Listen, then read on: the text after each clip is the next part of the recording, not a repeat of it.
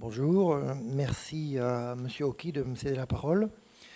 Euh, je vais vous, je vais vous entretenir aujourd'hui un petit peu du rôle de l'anglais, non pas forcément dans le cadre européen, puisqu'on a déjà dit ce matin que euh, l'anglais n'apparaissait pas réellement dans le cadre européen, mais plutôt euh,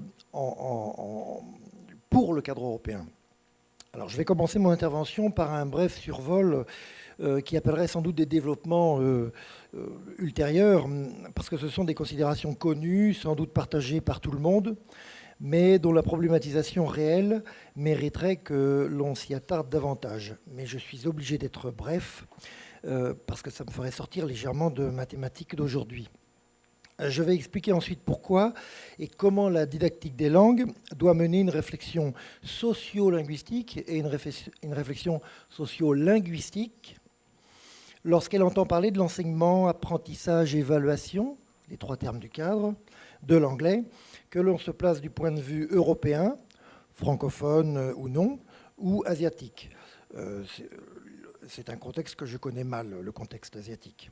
Et pour finir, je vais dire des choses, je sais que c'est un aspect un petit peu controversé, mais je dirais que concevoir l'appropriation de l'anglais comme un capital peut être le moyen d'encourager le développement de certaines formes de plurilinguisme et de diversité linguistique. Alors, j'appuie sur la flèche, c'est bon. On va parler un petit peu, je vais parler un petit peu de la centralité de l'anglais, qui est un fait établi, tout le monde le sait, parce qu'il y a une forte demande sociale et que sa pratique est légitimée. Il est donc, parmi les choses que l'on peut dire assez rapidement aujourd'hui, un certain nombre de vérités. Premièrement, l'anglais est une langue quantitativement dominante dans tous les systèmes éducatifs occidentaux. Beaucoup de mes collègues l'ont déjà dit. On pourrait cumuler un grand nombre de situations exemples, mais je vais m'arrêter à celle-ci qui illustre une certaine forme de réelle politique des langues. Dans l'Union européenne, par exemple, plus de 90% des élèves du secondaire apprennent l'anglais.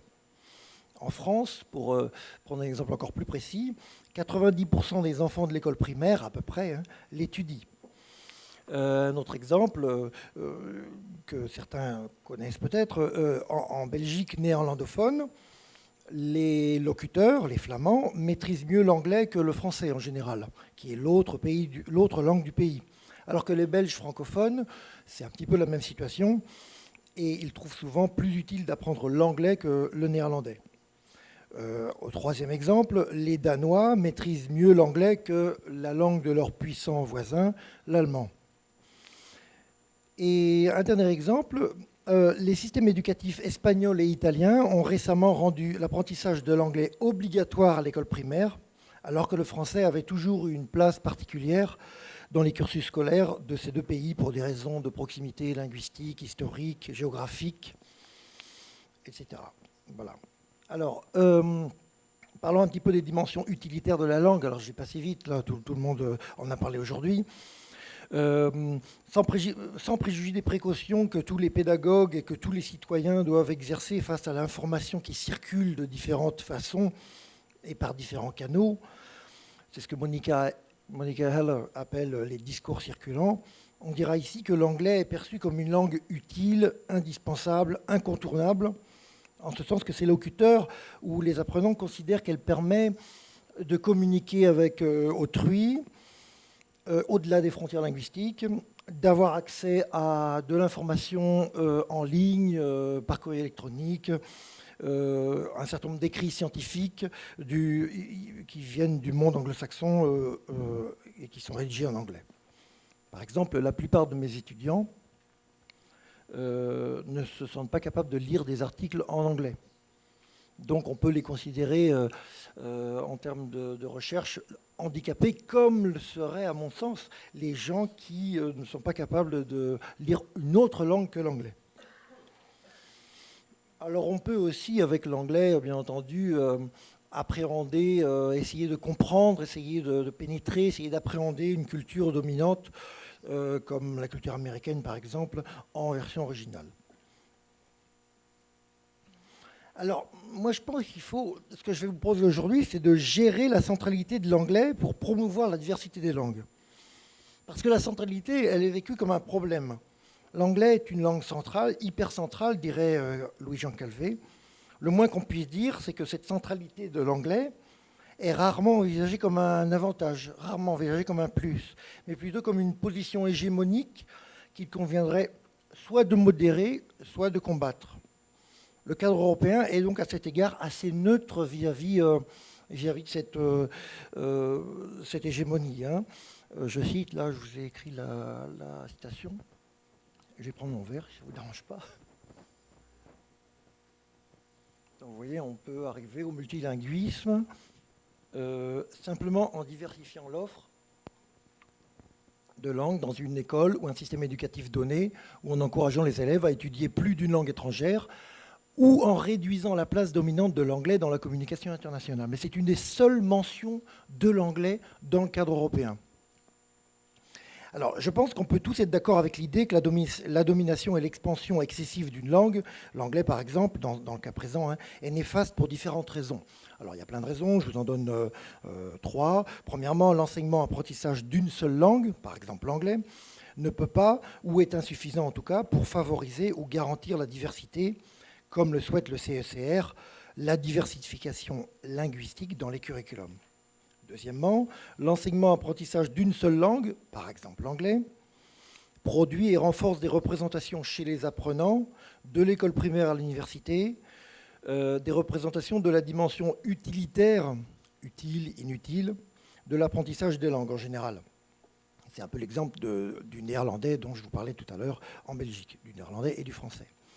Or, cette acception utilitaire ou instrumentale des langues occulte toutes les autres dimensions de l'apprentissage linguistique sur lesquelles je reviendrai plus loin. Et troisièmement, dernier point, l'enseignement-apprentissage d'une seule langue met en position dominante à divers titres et dans divers contextes les natifs de cette langue. Alors ça, mes collègues en ont parlé un petit peu tout à l'heure, Madame Torikai, et Monsieur Takanashi. De facto, les natifs deviennent la référence, les locuteurs légitimes, alors même qu'une langue de diffusion internationale, comme l'anglais, l'espagnol, le français, le portugais, est par définition complexe dans ses réalisations linguistiques. Concrètement, on est toujours à la recherche du modèle du natif. D'où, par exemple, au Japon, même si je connais mal ce pays, le recrutement massif de native speakers. Et il y a une sorte de marché linguistique du native speaker.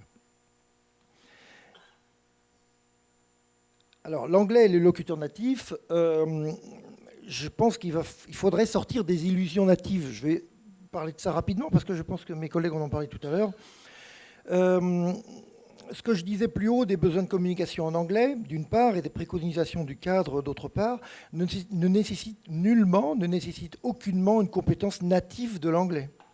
Communiquer avec autrui en situation professionnelle ou personnelle et accéder à de l'information, écrite, orale, en présentiel, en ligne, fait appel à des apprentissages, des capacités et des évaluations qui, même si tout ça, ça peut être global, peuvent aussi être, comme l'indique le cadre, je cite toujours le cadre, modulaires, c'est-à-dire qui développent des compétences de l'apprenant dans un secteur limité pour un objectif déterminé, pondérés, qui accordent une importance particulière à tel ou tel aspect de l'apprentissage et conduisent à un profil dans lequel les savoirs et les savoir-faire d'un même apprenant se situent à des niveaux plus ou moins élevés.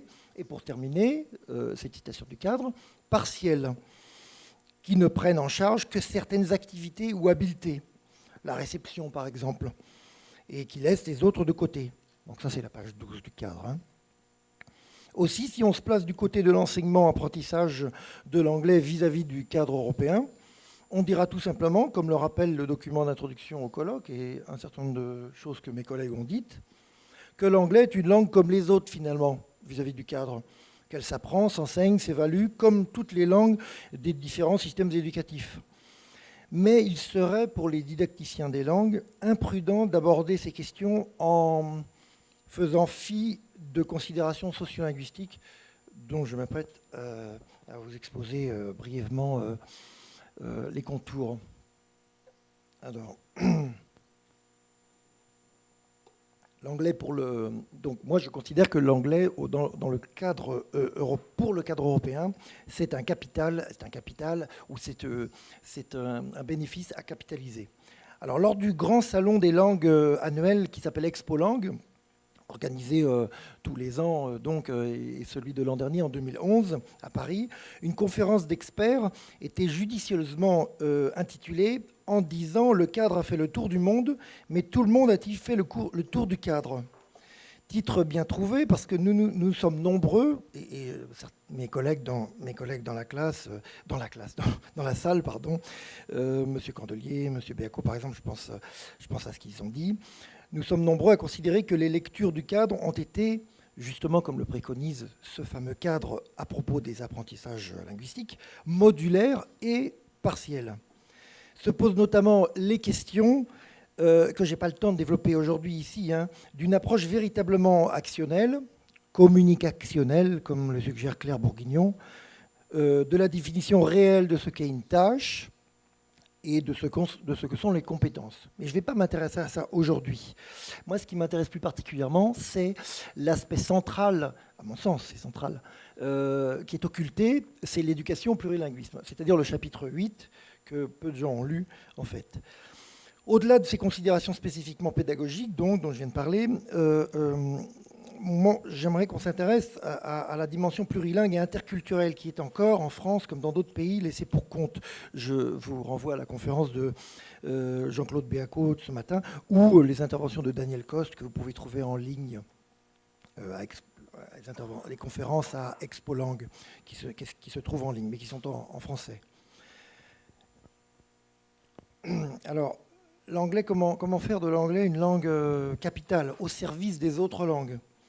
Ce que je veux esquisser ici, c'est le potentiel particulier d'une langue comme l'anglais, si l'on accepte de postuler avec moi aujourd'hui qu'elle n'est pas tout à fait une langue comme les autres dans le système éducatif. Mme Torikaï, d'ailleurs, a tenu les mêmes propos, ce n'est pas une langue tout à fait comme les autres. Alors, linguistiquement, je vais commencer par la deuxième partie. Linguistiquement, typologiquement, la particularité de l'anglais, c'est d'être en fait la plus romane des langues germaniques. Ou, si on dit ça autrement, cette langue possède les traits des deux branches, des branches germaniques des langues romanes, avec un fond lexical largement influencé par le français, par le normand, par le latin, et tout en ayant une structure syntaxique fortement romanisée depuis le XVIe siècle. Il me semble important de tirer profit de cette coïncidence de l'histoire, finalement. En effet, l'anglais, qui est la langue la plus diffusée, la plus utilisée, en tout cas dans la communication internationale, va paraître familier à de nombreux locuteurs, en tout cas des locuteurs des langues européennes. Et si tel n'est pas le cas, les apprenants de diverses langues germaniques ou latines qui auront fait de l'anglais pourront avoir un sentiment de déjà vu, de déjà appris, de déjà compris. En somme, une sorte d'écho dans certains fonctionnements linguistiques des langues qu'ils ont déjà apprises ou qu'ils apprennent. Une collègue française, qui s'appelle Christine Cuet, montre que les apprenants chinois du français s'appuient souvent, et la plupart du temps inconsciemment, sur l'anglais pour s'approprier des éléments lexicaux en français. L'anglais et le chinois partageant un certain nombre de caractéristiques. Elles ne font pas partie de la même famille. Je vous montrerai quelques exemples tout à l'heure, si j'ai le temps. Bon, je vous les montrerai au moins. L'anglais et le chinois partagent, par exemple, une tendance syntaxique isolante et un flexionnement très minimal pour l'anglais et nul pour le chinois. Un flexionnement, des déconjugaisons, des déclinaisons, et tout ça. Alors, macro-sociolinguistiquement, si vous voulez, sociolinguistiquement et didactiquement, l'anglais est une langue de très, très grande diffusion, comme je l'ai dit, avec un énorme nombre de locuteurs et beaucoup plus de non-natifs que de natifs. Monsieur l'a dit tout à l'heure. Ceci a des incidences non négligeables et on doit, selon moi, en tirer des scénarios didactiques. Alors, le premier scénario, aurais-je loupé une diapositive? Non. Le premier scénario, le plus courant, est celui qui consiste à promouvoir l'apprentissage d'autres langues que l'anglais en premier, pour encourager la diversité dans les étapes ultérieures de la scolarité. Alors moi, je ne crois plus beaucoup à ce scénario. La demande, la pression sociale est trop forte pour l'apprentissage de l'anglais. Alors, je préconiserais plutôt un second scénario qui serait de prendre l'anglais comme langue ressource et comme langue passerelle, en termes linguistiques par exemple. Je vais vous montrer des diapositives tout à l'heure. Et en termes psycholinguistiques et métalinguistiques, puisque en apprenant l'anglais, bon, ça serait valable de n'importe quelle langue, vous allez me dire, hein, on s'approprie, Monsieur Jones en a parlé un petit peu, on s'approprie des méthodologies, des techniques d'apprentissage, on développe des capacités d'observation métalinguistiques par exemple, on fait des transferts, on mobilise des savoirs et des savoir-faire linguistiques, communicationnels, et pourquoi pas culturels. On développe des formes de motivation, etc. Alors, en guise de conclusion générale, avant de vous montrer mes 2-3 diapos, je voudrais dire un mot sur un point crucial de cette proposition de politique linguistique éducative, si je puis l'appeler comme ça. Si on opte pour ce scénario, l'anglais, langue source, langue passerelle, alors le professeur d'anglais est non seulement un simple enseignant de langue, mais il devient aussi un passeur, une sorte de transmetteur, de passeur. Il assume une place nouvelle au centre du dispositif éducatif, dans les domaines langagiers au moins. Il prend une place tout aussi centrale que le professeur de la langue maternelle, le professeur de la langue de scolarisation, par exemple. Son rôle devient fondamentalement celui de promoteur de toutes les dimensions du CECR. Les dimensions purement, on va dire, pédagogiques, la démarche actionnelle, la création de tâches d'apprentissage, etc. Mais aussi, c'est l'initiateur, ça serait l'initiateur d'une éducation plurilingue et pluriculturelle. Alors l'essentiel ici, d'après moi, c'est que si l'anglais précède tous les autres apprentissages linguistiques, il faut militer pour que non seulement il ne soit pas le seul, c'est une évidence, mais aussi pour qu'on le capitalise, qu'on en tire profit. L'anglais serait donc ainsi une des langues à enseigner en partant du cadre européen, mais surtout une langue au service de ce cadre, notamment au service de la philosophie plurilingue qui l'a généré, ce cadre. Je vous renvoie au chapitre 8, comme je vous l'ai dit. Alors, je vous montre, on ne va pas les commenter, j'ai mis une partie parce que madame la traductrice n'a pas le texte. De toute façon, il n'y a pas de texte. Donc, quelques exemples que j'ai traduits aussi en anglais. Alors, vous voyez, vous avez un certain nombre de caractéristiques lexicales, syntaxiques, que vous retrouvez dans un certain nombre de langues, des langues romanes, et vous trouvez les mêmes caractéristiques en anglais. Parce que l'anglais, selon moi, est en partie une langue romane. Donc au niveau de la morphosyntaxe verbale, donc je passe les exemples, évidemment, je pourrais les mettre à disposition si vous souhaitez. Ça, c'est l'anglais et les langues romanes. Voilà l'anglais et les langues germaniques, c'est une évidence. Vous avez tout un tas une grande partie de la grammaire morphologique et syntaxique qui est aussi d'origine germanique. Vous avez la morphologie verbale avec les prétérites réguliers, les prétérites irréguliers. Si vous voulez, le but, ce n'est pas de demander aux élèves d'apprendre la conjugaison du suédois. C'est de leur dire que l'anglais ouvre des portes et qu'on peut tisser des liens. Alors, je vais vous montrer des liens plus inattendus. Alors, quelques liens plus inattendus. Parce que des liens qui se font entre l'anglais et des langues qui ne font pas partie du groupe des langues germaniques ou du groupe des langues romanes. Alors notamment, je n'ai pas d'exemple aujourd'hui parce que j'ai préféré vous donner un exemple avec le chinois. Ça, vous vous sentirez peut-être plus proche qu'avec les langues celtiques. Donc, les liens qu'on peut tirer entre l'anglais et les langues sino-tibétaines, notamment le chinois, ce n'est pas des liens de nature morphologique ou verbale par rapport à la parenté des langues, mais plutôt par rapport au fonctionnement, comme vous disiez tout à l'heure, M. Jones, au fonctionnement des langues. Alors, je vous ai dit tout à l'heure, la syntaxe est une syntaxe très isolante, en anglais comme en chinois, avec des flexions, c'est-à-dire des conjugaisons très limitées, et une tendance à la composition plutôt qu'à la dérivation, ce qui vous permet finalement en français de vous dériver pommier, prunier, avec des exceptions, noisetier, pêcher, ce sont des exceptions. Alors que finalement, en anglais, vous pouvez, et en chinois, ça fonctionne presque sur le même principe. C'est-à-dire vous avez le nom du fruit, le nom de l'arbre. C'est donc ce qu'on appelle la composition.